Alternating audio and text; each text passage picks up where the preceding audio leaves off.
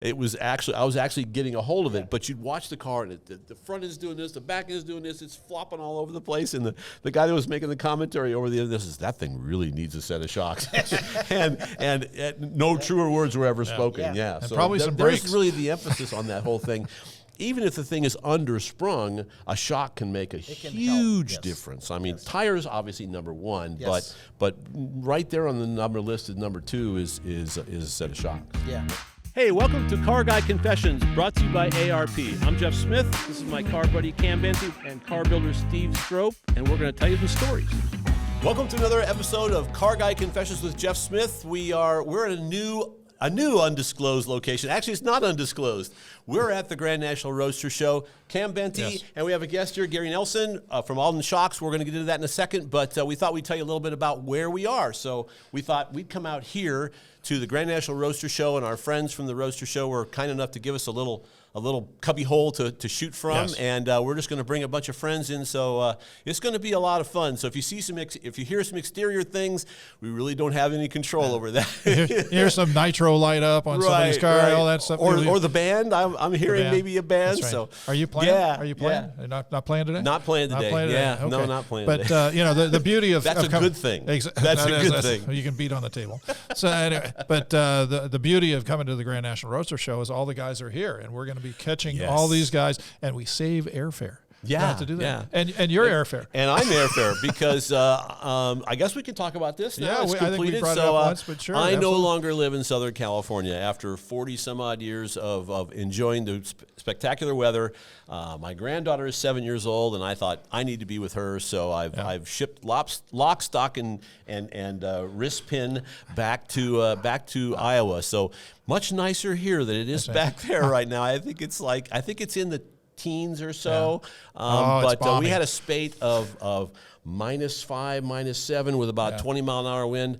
I just didn't go outside. Sorry, not going out there. Yeah. But it's going to take a little getting used to. But so this is a nice little respite from that. Well, the beauty of it is that you are with your family. I mean, that's an awesome deal. Yes. I mean, I totally get that. So right. So and how much weight did you ship?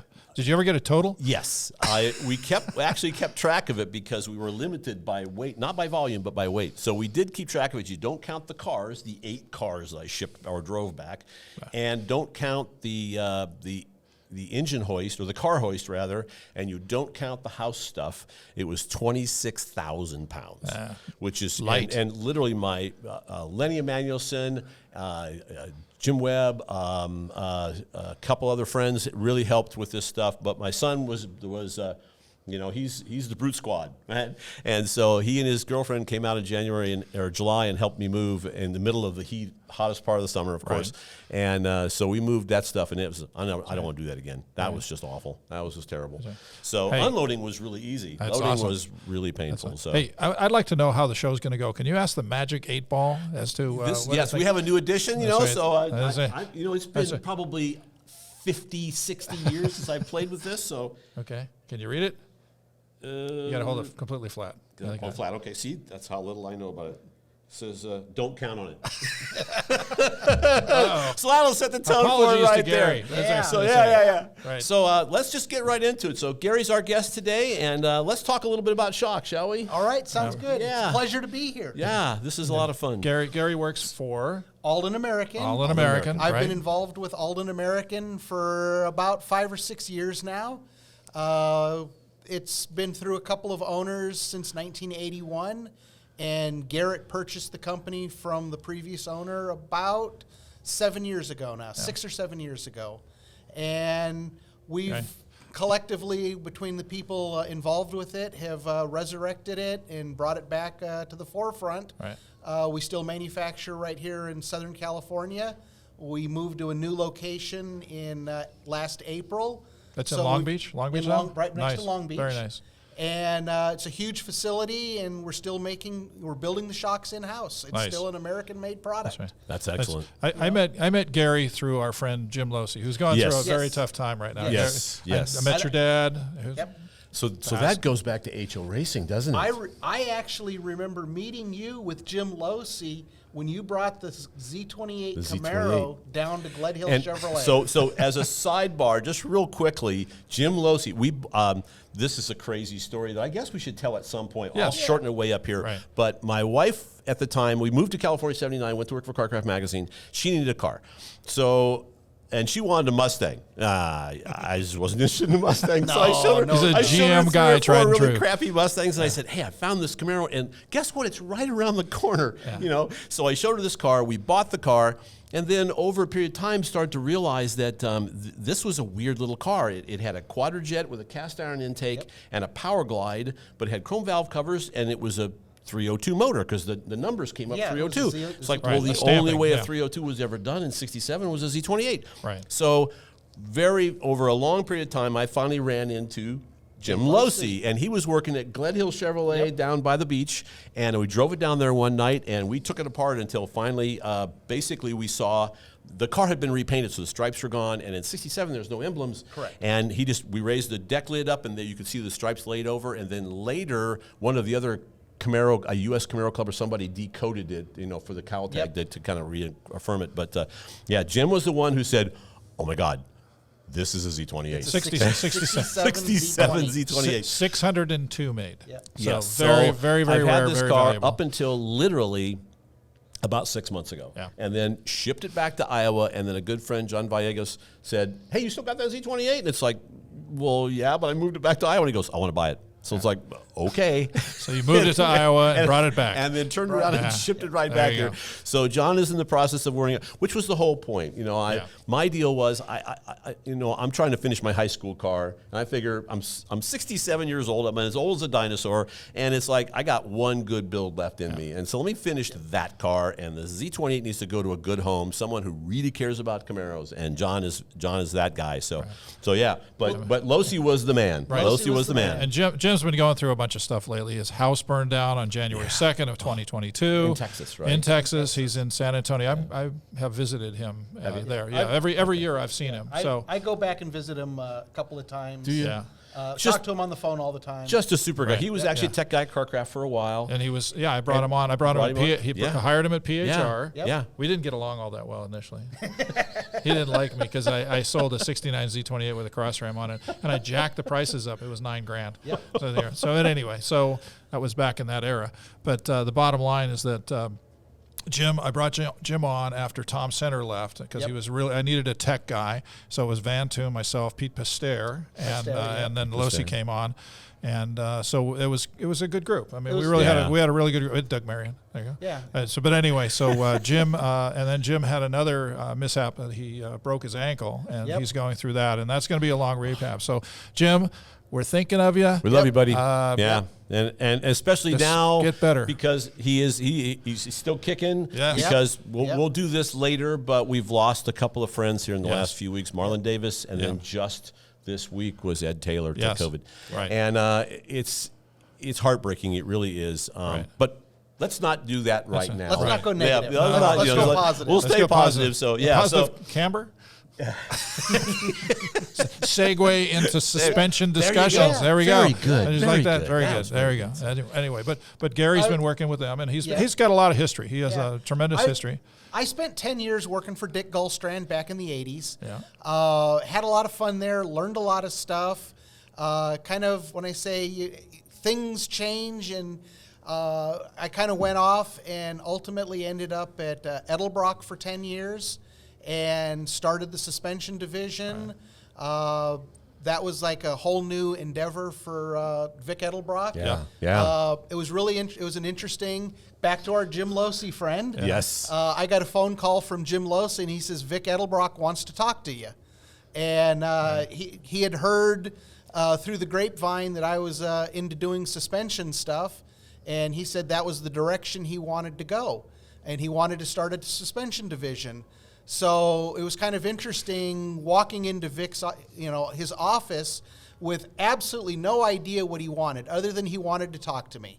Going back to Jim, he says, Vic wants to talk to you, and he wants to talk to you now. So I went down and come on down. Spent an hour and a half with him. It was a Friday night, about 7 o'clock at night. He stayed late. which I later found out was not a common occurrence. Wow. It also wasn't a common occurrence that he hired people himself. It wasn't like went through a screening process and, so I was, started the suspension division. I went on and then was actually the first one hired when I was already there, but the shock program. So I was doing shock absorbers for Edelbrock, and then pretty much as that cycled through and times changed, the shock division came to an end, and I went to work for a guy that had a car collection with about 50 or so cars. Wow. And maintained the collection. There was a few of us involved. We were building cars and having a lot of fun. Right. And like a lot of collectors and stuff, priorities change. And I went from there. Right. And didn't you have the Stonewoods cook, or did you just have the hood? Just the hood, the front end. Just the front clip. There you go. From the original If you car. can't have it all, just car, get the hood and the nose. There you go. Perfect. Pebble, Pulp, and Chef. Exactly. Yes. But I went from there to, there was a couple of jobs in between. I worked for an advertising company and did a couple of projects with them, all automotive related. And then I ran into Garrett, and he decided that I needed to come work for him and, kind of help him get the Alden brand back out and make it work. Yeah, So- that's been a good fit. Yeah. A real And it's good been a fit. good Yeah. fit. It's a Yeah. great company. Yeah. When we started out, it was real early in him owning the company. He came from Peterson, did he not? I mean, that's where he was. He was an working ad guy. Yeah, he was an ad guy. Ad guy. Really? Did you know that? Yeah, I did absolutely. not know he was that. an ad Wow. guy at 10 maybe. Yeah, I don't know. 10 or I think it somewhere was 10. somewhere in there. 10. Okay. Okay. So he was Okay. at 10, and so he did advertising, and I think he called on Yeah, he Alden. went out on a cold So- call to try to sell him some ads. Yeah, and bought the And- company. And bought the company. Ultimately, Kelly, who was the previous owner and had owned the company for a long time, he had made it through the recession, which that kind of dates when it was going on. Right. But at the other end of the recession, he was ready to retire. He wasn't looking to resurrect a Do it again. product line Yeah. and Right. put the time and the effort that it took to do it. And he saw Garrett and he said, "Oh, I got this young kid. He's ready to work hard." And he says, passed it off to Yeah. him. And Garrett has put a great team together. When I started there, I think there was four or five of us working for Alden, and there's like 25 people now. Wow. Wow. That's great. So it's been That's a great. huge growth. Yeah. We developed products that were direct fit, because prior to that, it was coilover shocks that were designed to be put on like your 32 Ford chassis. Right. Right. More of like for the guys out here, the Like guys the that guys are out at the here Roadster at the shop. Grand National And they're Roadster beautiful. They're absolutely gorgeous. No And- question. I get it. One of the things I came along and I said, hey, we can make a Mustang kit. So we made a bolt-on Mustang kit. We can make a Chevelle kit. Like Jeff here, Yeah, yeah. I'm a Chevelle guy. I've got a A-bodies. few. That goes all the way back to HO Racing when you guys did the first. Marlon Davis did the story with Yep. you. I'll remember it forever. It was called Knuckle Sandwich. Yep. And it was all about putting an F car Yep. or a B body spindle B-body. on an A body car, Yep. and that really transformed those cars. That It did- really that did. really did. Yeah. Yeah. And I was doing that, and I like I said, that was the Guldstrand era. So that was the 80s. And that was kind of the very beginning of suspension stuff. Yep. Because we were getting away from 3.5-inch wide Kragers on a jacked up suspension and calling it cool. Right. And we were starting to, put tires, and look at going around corners. Yes. Yes. Yep. That was Yeah. it. Well, Guldstrand was an awesome guy. I mean, we had some really amazing stuff. He was way ahead of his time. Him and He Herb was. Adams, I did a story for Hot Rod in Yep. 80, probably Yep. 80. And so In he fact, was great. Hot Rod did that series. It was before Yes. I went there, but where Right. it was Guldstrand's, because there were two different suspension approaches, Correct. right? There Yeah. was Correct. the heavy spring and the light sway bar. Yeah. Correct. And then there was the light spring and the giant sway bar, which was the Herb Adams approach. Right. And I wrote the story. I wrote it with, who wrote the other side? Marlin? Marlin Okay, Davis. There you go. Tip of the hat to Marlin. It's there a you go. very small Very circle. small It's world. a very world. small, yeah. Yep. And then I Yep. bought the Camaro that had the Guldstrand stuff on it. Yep. Do Did you you remember really? that car? Yep. Yeah. That was an awesome car. That was was a a second great gen, car. wasn't It it? was a 72 Z28. It was very, very limited production because of the strike and Right, the whole bit. right. But it had all the Guldstrand stuff. Yep. Had a Traco motor on it. Yep. Wow, It was Traco awesome motor. with a Doug Nash 5-speed. Had all the stuff, had AccuSump on it, all this stuff.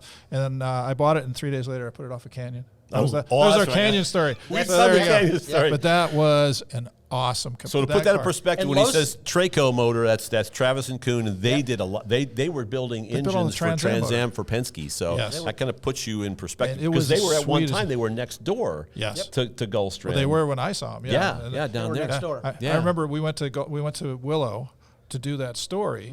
Were you there? You weren't there No, at that time. I just before Just before I that started time. working for But- Guldstrand. But we went Okay. out there. We went out there, and the car. It was one of those deals where just an unbelievable day. It was Guldstrand and Adams, and then Dan Gurney showed up. And Dan Gurney was Really? in kind of a basic Camaro, and he lapped them both, or passed them both. He passed them both. Right, They have right. a crappy car. Yeah, but it was well, just an awesome and deal. that puts it all in perspective too, because if you've got a really good driver, that's it worth was- so much. But that yeah. Camaro, I fell in love with that Camaro, even though it was the competition, because I did the Herb Adams stuff and Marlin did the Guldstrand stuff. But it was one of those deals where Leonard Emanuelson is sitting there. He's the editor of Hot Rod at the time, and he listens to the car going around Willow, and he goes, "That is a damn awesome motor. That I don't know what's in there, but that is an unbelievable." And then I bought it. You know how much I paid for it? No. $3,000. Oh, With all the goodies on it, All the stuff on it. everything. Yeah, So yeah. anyway, so I digress. But anyway. But who ended up with the car after you? Losey, Leonard, had it just passed around. It became, Yeah. they called it, because it was orange, it was called Garfield. Yep. So one of the things I like to do is always assemble an engine with ARP bolts, and it's not just because they're sponsors, but because it really does work. And the stuff is fantastic. I never have to worry about it. Steve, you building cars too. Yeah, actually, it's part of my baseline design plan when I'm building a car that's going to be shown or featured in a magazine. It's part of the plan to have that little bit of diamonds all over the engine bay or in the suspension. Yeah, the stuff is beautiful. I remember a long time ago, I built the first time I ever touched it, 69 Z28. All of the water jacket holes had stripped out, and I learned about ARP studs. So check them out at arp-bolts.com or check out their catalog. You'll find everything you're looking for. The engine, when you were saying the engine in it, my recollection of the stories, which of course can be a little fuzzy because it's been 40 years 40 ago. years, yes. Was 41, yes. that Traco was building the IROC series engines. They were. And supposedly, my recollection was that was built to the same spec that the IROC Correct. race engines were built for the Camaro. It was Very just cool. awesome, and it ran on pump gas. Of course, it was 94 octane back then. But anyway, let's get back to Aldan American, because that's a critical piece here. We're trying to talk about what they're doing. So resciencing their systems. You obviously were critical to that whole deal. So you took them. Now you're going to put them on street cars. We're putting them on. Like I said, we took it. And from like the 32 Ford, Model A Ford style chassis, went along and figured out how can we repackage by building brackets. And of course, being a Chevelle guy, I pulled one of my Chevelles out. It's a 69 small block 4-speed car. Yeah. I've had the car since 84. I actually worked on it, and we did some development for some parts at Guldstrand in the 80s. So it's been used as a development car. I developed stuff at Edelbrock on it. It's been a mule for So a long time. it's been a mule. It's been a mule. And brought the car out. It had been sitting in the garage under a cover for probably 15 years. And designed and developed and a coilover kit. So it's the hybrid style in the front, where it's got the coil that fits in the upper spring pocket. In the spring pocket, then tapers down. And then tapers down, and then it's a coilover. You did the chassis for your car. Yeah, Jeff Smith's we garage. did we did a little Jeff Smith's garage video. Yeah. And in the rear, it was a matter of building a couple of brackets and supporting the coilover at the top, supporting it on the bottom. Yeah. And it's a completely bolt-in kit. Yes, easy it to was. install. And it was very easy to install. Yeah. And like all the brackets and all the pieces in it, it's American made. Which is a very, very important. Very important. It has been, and it's never more. And that brings to another thing. The American made side of it is currently in our state of the economy and the state of the country and stuff, there's so many companies that stuff is sitting on a boat somewhere. Yeah. And whether it's Target or it's Walmart or whatever, it's sitting on a boat somewhere. And we, during the beginning stages of the pandemic, people were staying home. People were working on hot rods. Stuff is going out the door. Yes. And we were really surprised at the growth we saw in 20 from 19. Yep. And we had already ramped up inventory levels and production. And so come the middle of 20, we're like doubling our projected purchase orders.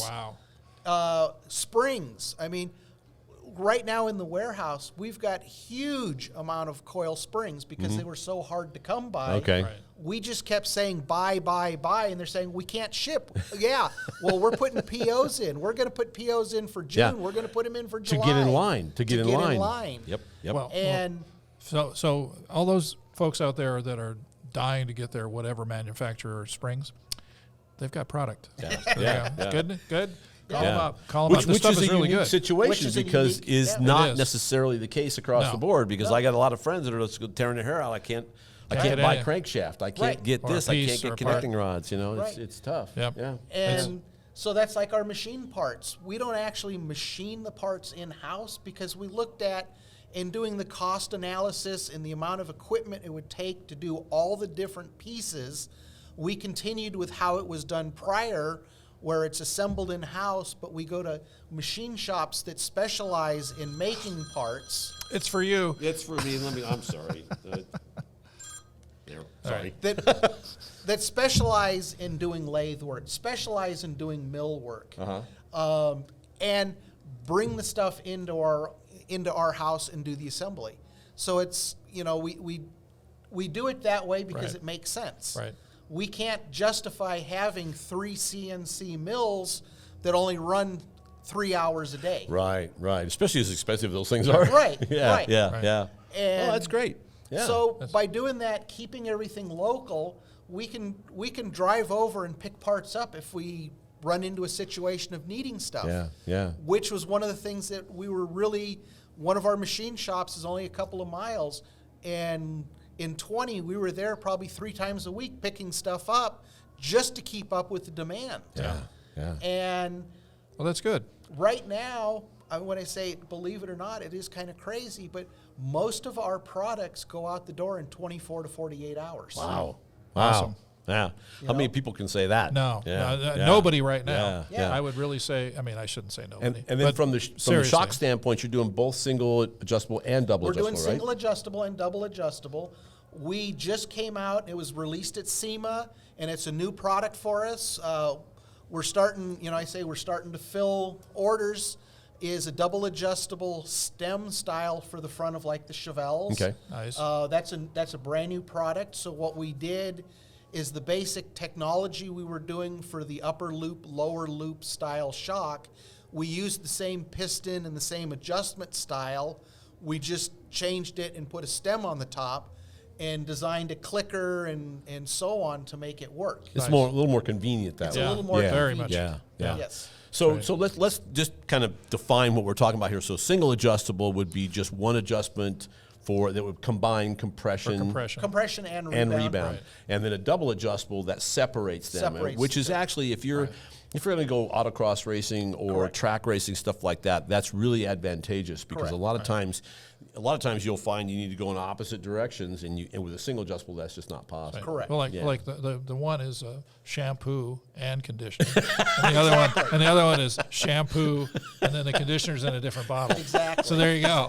So Rinse and if you needed to know, Only you would come up with that analogy. Did I break that out good enough? I'm trying to, I go to the simplest common denominators. There you go. Oh, there you go. But you got to throw a splash of mustard in it. Yeah, exactly. So There you go. just came to me. But it's fun because Yeah. for guys who are a little bit, want to get into autocross Correct. racing, things like that. That very, very quickly on, I learned that, wow, you got to separate these now. And there's even crazier stuff than that in terms of high speed, low speeds, things like that. Right. Which You can get four adjustments. You can get bypasses. A lot of the off-road guys are using multiple bypasses with external tubes on the outside of the shock. Reservoirs, Position sure. sensitive. Right, absolutely. Yeah. Yeah, it's very smart. And with all your stuff that I've seen is in a polished aluminum case. I mean, Right, so it's but a machine. We either do we do three finishes. Our standard finish is it's a machined finish aluminum, billet aluminum style, and then we also do a polished aluminum, which is not the polished aluminum hot rod market has kind of gone away a little bit, so we don't do as much as we used to. And the other one that I really like is we do a black anodized. It's the regulator. Those are beautiful. sensor. Yeah. And the black anodized with the black spring is very stealth-like. Yeah. Yeah. And in the hot rod, if you've got a car that's a little bit black, but you want a little bit of shine, the chrome spring against the black really looks That would good. be nice. Well, I got to tell you, I did the Chevelle build with you and the '67 Mustang deal, and I was very impressed. I mean, the product is really good. So and obviously we did the stuff with your Chevelle. That was all very cool. Yeah. And by the way, the two cars that you put him on, Yes. your shocks were the only good thing on those cars. These were some rugged builds. Oh my gosh. Oh my God. Yeah. One of those deals where the rack and pinion that they had put onto the Mustang at one point, like no boots. No boots, and it's all full of crud, and it's like They were a well-seasoned car. So I think it might be worthwhile to talk a little bit about that too, in terms of like shock valving versus spring rate, because a lot of people, and I've learned this kind of over the years with my Chevelle, that I can run a ridiculously high spring rate in the front because they need them, because the engine hangs out over the front of the axle.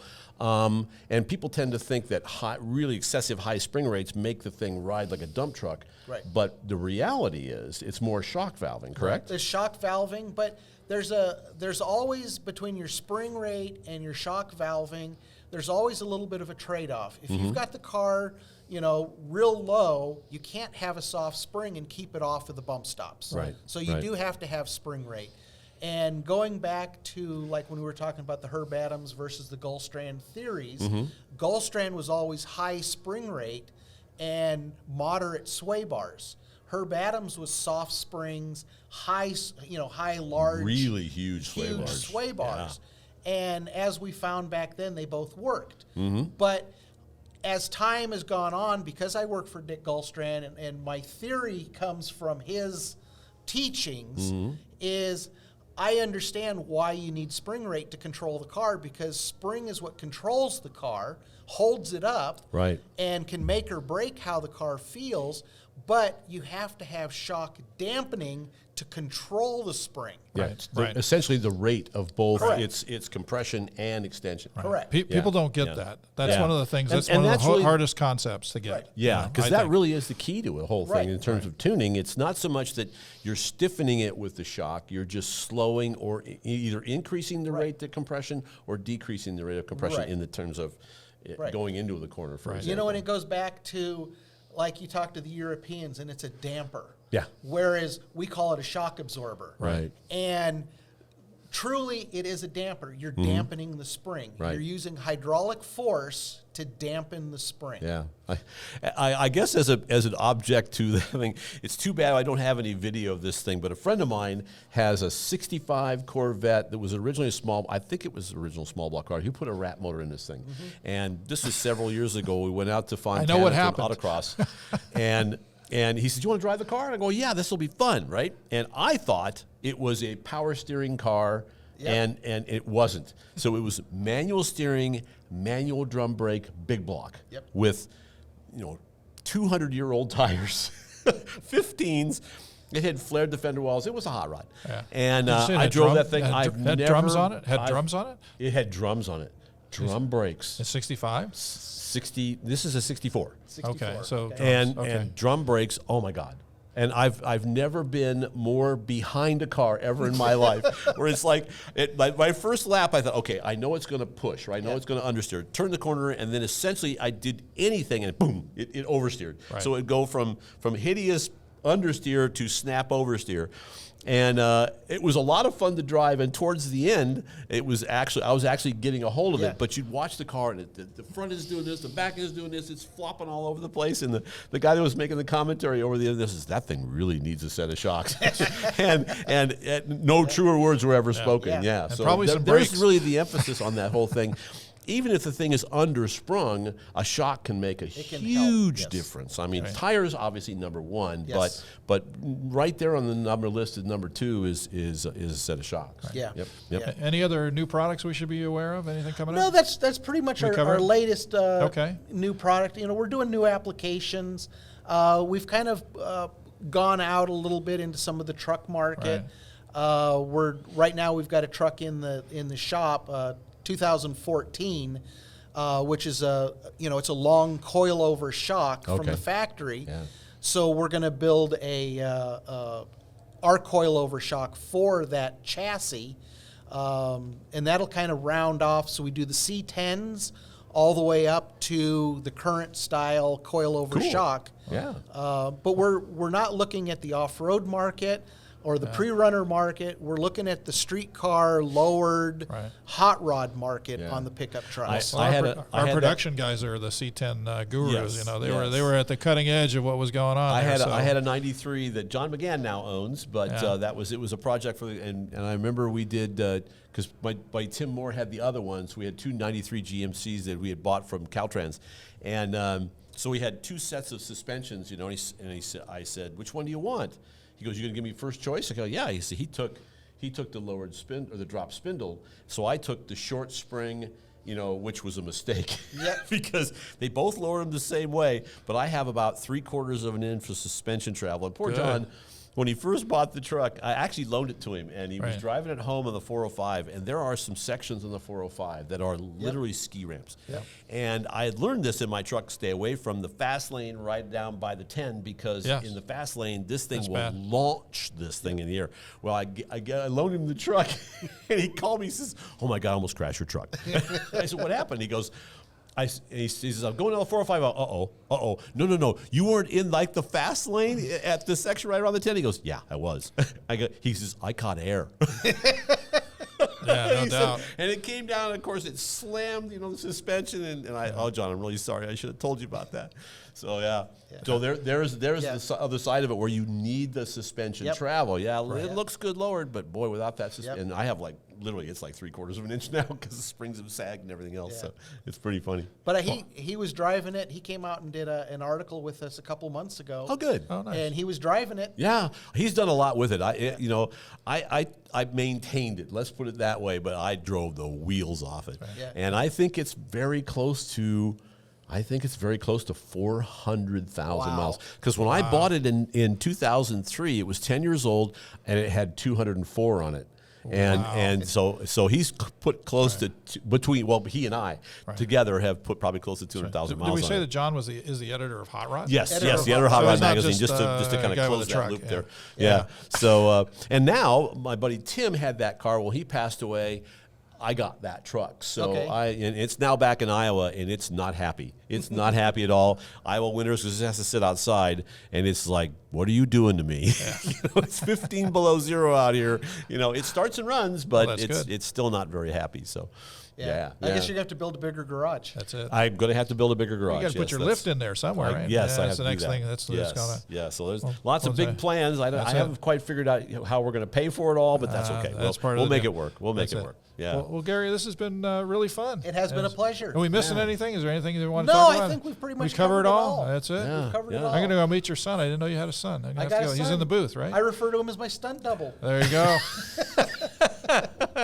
That sounds great. I let him do all the stupid stuff. That's now. perfect. I don't have to. Well, I'm sure he appreciates it. Outstanding. That's what kids are for. Yeah. It's funny. Do you know where I met you the first time? Phoenix, Arizona. Super Chevy Sunday. Super Chevy Sunday. Because the funny part was that the woman who is currently my wife was in charge of the ticketing and the whole bit. So I get to Phoenix, and I find her by the hotel. Don't read into that. But anyway, so I find her by the hotel, and I said, "So where are my passes?" She goes, "Well, I gave you passes when we were in L.A." And I go well, I gave those away. So she goes, All right, so she gives me a pass, but now I've missed my ride to Phoenix. I rode in the back of your El Camino. Back of my El Camino. Cheated death. Rode in the back of the El Camino. With Losey. In January. Oh, my goodness. We were in January, It was February. cold. It was I remember that. super Oh, man. cold. I rode in the back of that El Camino. And you still have that El Camino. still have Because I it. saw it at the shop. Yeah. But Yeah. I joke with my wife. He was like, I actually took a picture of it, and I said, "Do you remember this?" And she goes, "No, because I wasn't in the back of it." She says, "You were."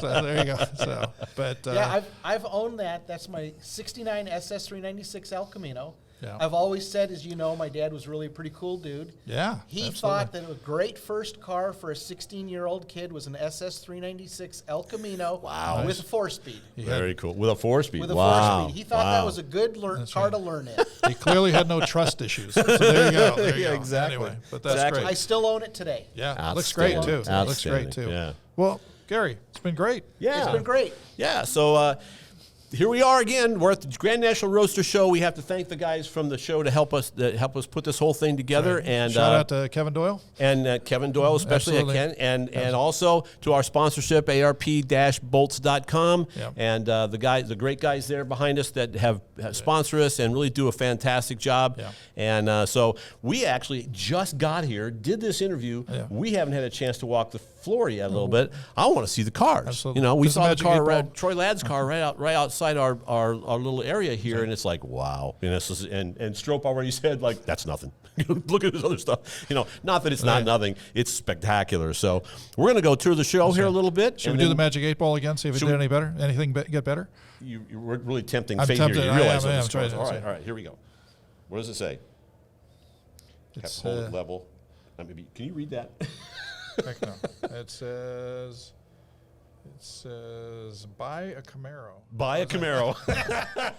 We'd like to introduce you to a new sponsor of ours. This is InTheGarageMedia.com. Some friends of ours that were in the print magazine business before and now started their own books. We got All Chevy Performance, Classic Truck Performance, and Modern Rotting. Yeah, these are awesome books. They've got lots of educational and entertainment things in them, and they're even good enough quality to include Steve Strope quality vehicles. Maybe. He's We'll working see if up I'm to it. allowed in there. That's right. I don't know. So in the Garage Media, InTheGarageMedia.com. Check them out. Check them out. Get your subscription, sit and read it. And with ARP, it's not just a lot of intake manifolds, studs for heads, but they also have a humongous selection of American and metric that we use all throughout the car, even large bolts that we use on the suspension components, because you want that same strength, that same durability and reliability, plus the beautiful looks. And stuff outside the catalog. Right, they have a special order program where if you're a builder and you need some special stuff made, they can do that for you. So it's an amazing, amazing company to work with. So check them out at arp-bolts.com or check out their catalog. You'll find everything you're looking for. We want to do something a little bit special here. We lost a very good friend Absolutely. about 3 weeks ago. Yeah, about that. Marlin Davis. Yeah. For those guys who read the magazines in the 80s, 90s, all the way through until just a few months ago, Marlin Davis was the technical editor for Hot Rod Magazine, a good friend of all of ours. Yeah. All Yeah, of ours. absolutely. And a wonderful guy. And Super smart. Super yes, brilliant. Yes. Just a brilliant guy, and that was part of it. Yeah. Committed. You know, Oh, where yes. so we thought we have to do this. We have to talk a little bit about Marlin, and we all have dozens of Marlin Davis stories. We do. But I want to kind of put all this in perspective for those of you who may not have ever met him. If you've read his stuff, you've learned from him. We all did. He really set the bar. Yeah. He did. I mean, when I started doing technical stories for CarCraft in 1979, he was right about that time was when he started writing. Somewhere, I'm not exactly sure, but, I but went it was very clear that if you were going to write technical stuff and you were going to be accepted in the industry, you're going to have to meet this standard. And he set the bar ridiculously high. Dogged determination to get Yes. absolutely perfect, And- no and- errors. And Yeah. so there were things about Marlin. Marlin was an acquired taste. Yeah. You know, social skills, Yeah. not necessarily the best, Right. but that really wasn't necessarily required. I heard they actually sent him to charm school. They did. They did. Lenny Yeah. did. Lenny did. Lenny Okay. did, yes. Leonard 'Cause- Emanuelson.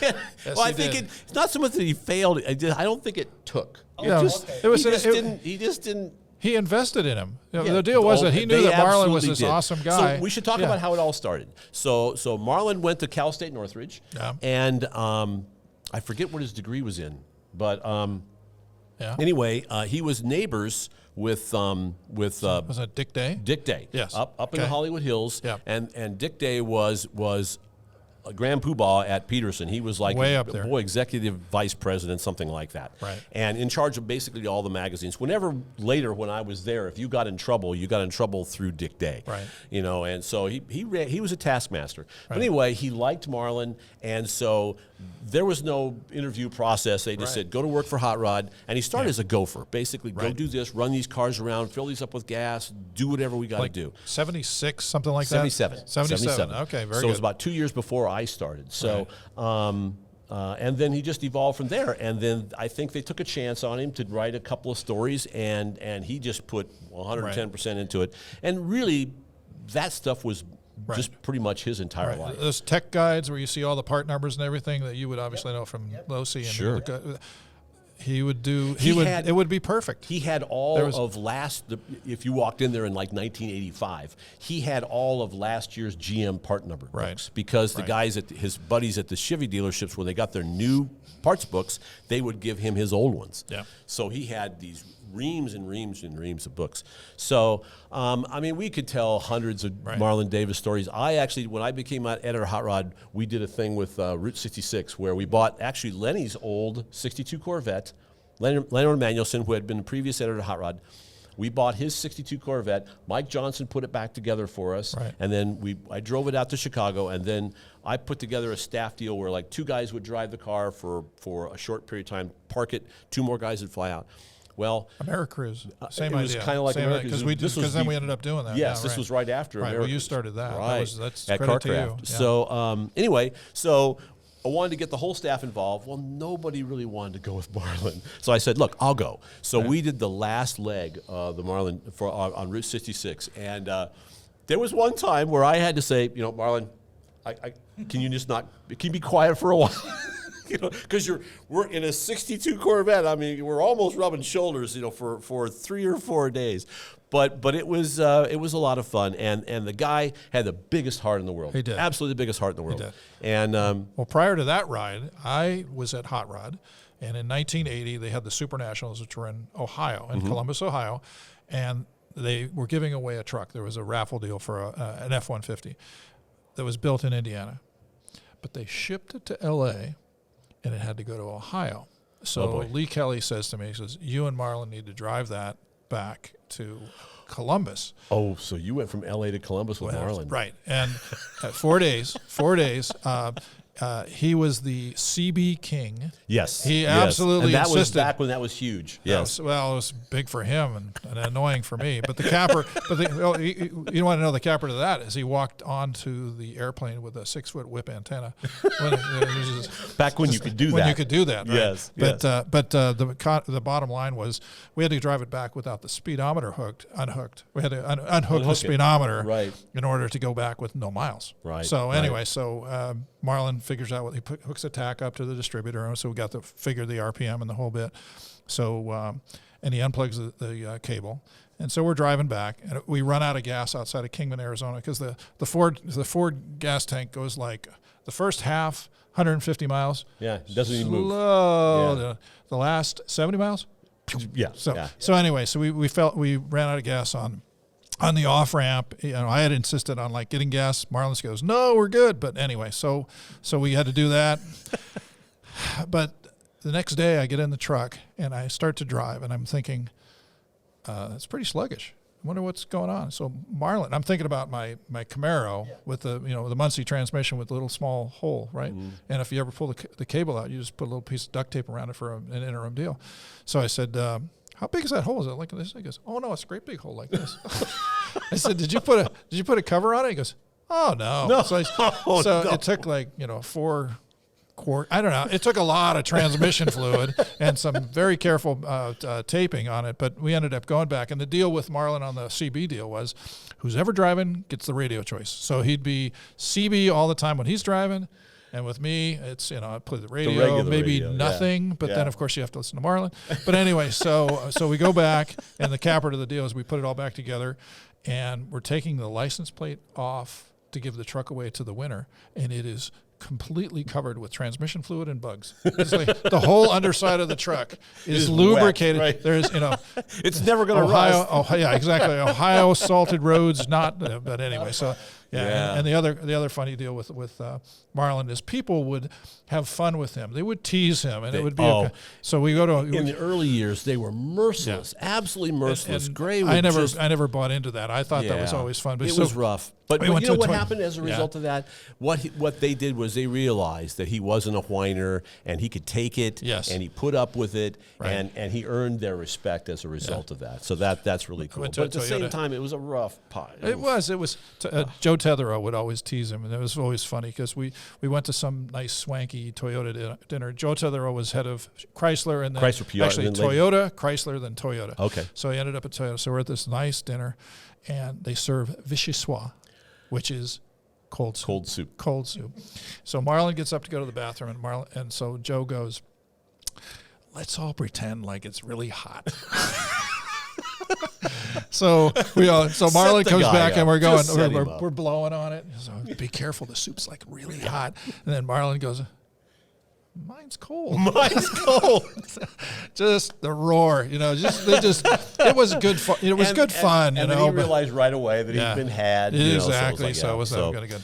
But Gary's got some stories too. I was going to say I met Marlin originally through Jim Losey, another Losey story. There you go. Yep. Sure. But our paths have crossed many times over the years, and I got to know him really well when I worked at Guldstrand. Mm-hmm. And one of the funny things was those of you guys that know Marlin, he was a little bit on the nervous side. So when you'd stand there and talk with him, he'd kind of do this rocking back and forth as he was talking.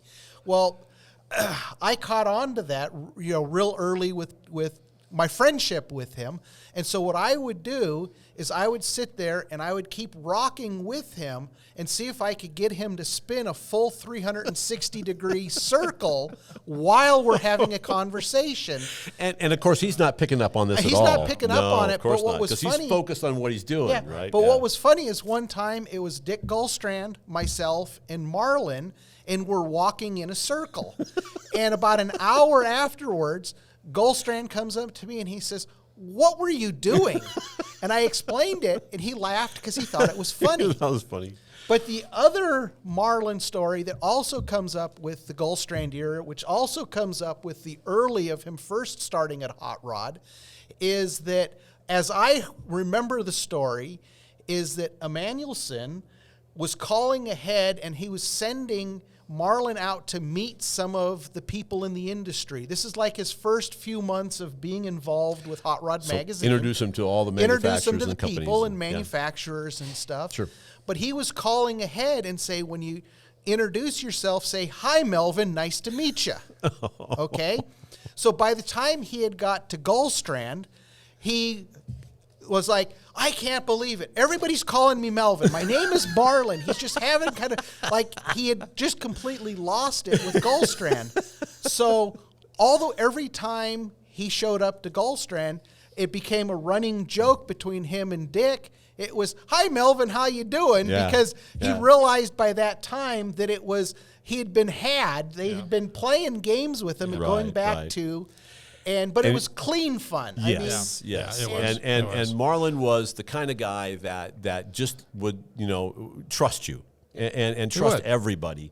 Yeah. And once you realized that, you got past the social quirks, let's put it that way, and realized that there's no danger here. He's he's just a genuine, wonderful guy. He was socially simple, but technically amazing and complex. And like I said, set the bar so high. So when I was doing tech stories and stuff, it's like, well, I've got to do my research. He put the bar up high. So, absolutely. And so when you're saying the other thing he would do is he was real good on fact checking. Yes. And so I would get a phone call at 9 or 10 o'clock at night Okay, we got to realize this is 20 years ago, so this is before cell phones, so you can't look at it and say, oh, it's Marlin. Yeah. You know? Yes, So because you had if to pick the phone up. Because if the phone says Marlin, you know that's going to be an hour conversation Right. or more. And Yes. so he was fact-checking an article he was working on. It was suspension-related or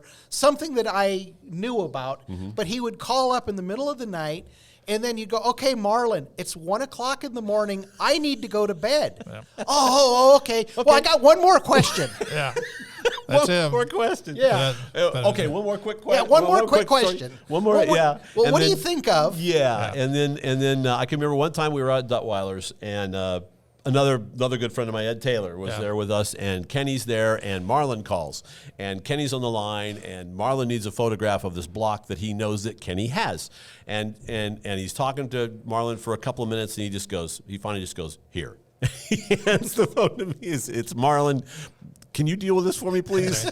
Yes, sir, no problem. There you go. And so Marlin needs a photograph, right? So this should be very simple, but it never is. with Never Marlin. simple. Never So we simple. set it all up. We get the block where he needs it. I take the photo.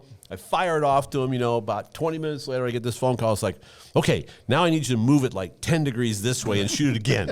It's like, why? He said, well, I'm doing these things. I need separate photos. Yeah. Okay. He's a perfectionist. Then it was back to the other way again. He says, can you light this a little bit differently? And I went, no. No, I'm not going to do that. Exactly. He goes, no, it'll only take a couple of minutes. And he would never get offended because, and it was like, Marlin, do you have the photo? He goes, well, yeah. I said, well, can you Photoshop it? Well, yeah, but it's better if you shoot it better. And I went, I get it. I have stuff I got to do. I'm here to do a story. I'm working for you right now. I go, oh, okay. Awesome. And it was fine. It was Awesome. fun. But that was Marlin, Absolutely. And he would get, because I knew that if we didn't stop it there, another hour would go by and I would have shot, 9 different photos. Reminds me of somebody.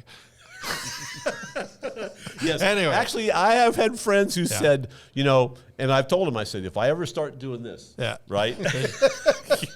There you go. Put your hand on my shoulder. Exactly. Just Exactly. watch out that you don't look at the whole room as you walk around. It's covering it all. We could go on forever. We really could. We love Marlin to death. We do. I'm really sad. Really sad. It happened very, very quickly. It was pancreatic cancer. And we've lost, and this is going to keep happening because we're that age now. Yeah. Unfortunately, Ed Taylor, we lost him just recently this week. So, but I felt that this was really important to do this for Marlin because a really genuine friend and would do anything for you. I mean, the other side of the coin was if I asked for something, it was right on. And we'll collect some more of these. We'll interject some more things as we go along because he deserves it. So so wherever you are, Marlin, man, we love you, and this is for you.